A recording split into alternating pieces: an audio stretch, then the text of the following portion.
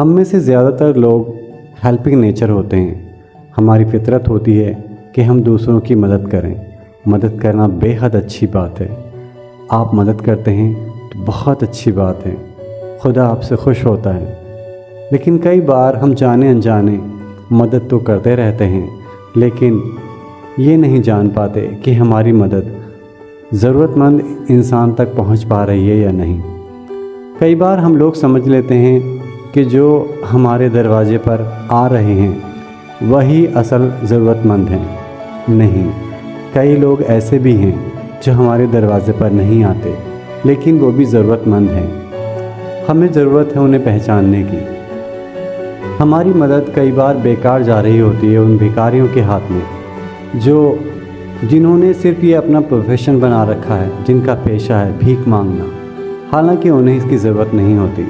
अगर वो चाहें तो उन पैसों से कोई रोज़गार कर सकते हैं।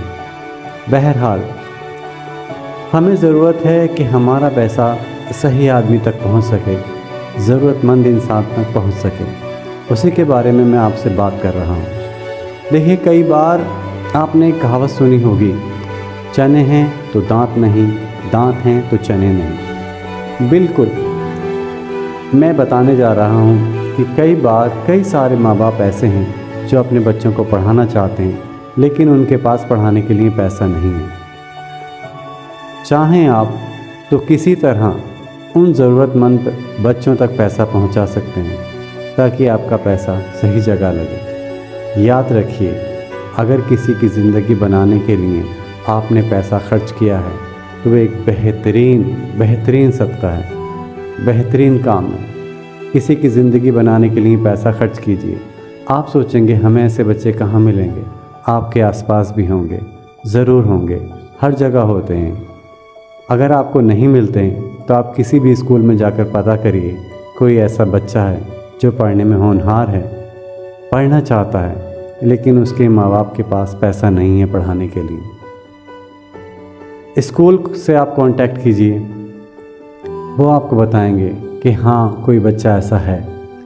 और आप चाहें तो कह सकते हैं, अगर आपके पास ईश्वर ने खूब दिया है तो आप कह सकते हैं कि इस बच्चे का खर्च मैं उठाऊंगा। इससे कहो कि ये पढ़े जहाँ तक पढ़ना चाहे।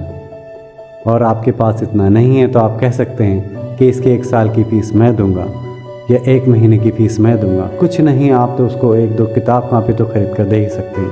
बहुत सारे बच्चे ऐसे हैं जो किताब कापी भी ख़रीद नहीं पाते। दूसरी बात ये तो हुई कि बच्चों को आप इस तरह से मदद कर सकते हैं। दूसरी बात यह है कि आप बच्चों के लिए जर्सी स्वेटर ख़रीद कर दे सकते हैं, उनको जूते पहना सकते हैं। कुछ बच्चे अच्छे खाने के लिए तरसते हैं, उनके खाने का प्रबंध कर सकते हैं। कई बार हमें ज़रूरत है कि हम सही हकदार तक पैसा पहुंचाएं।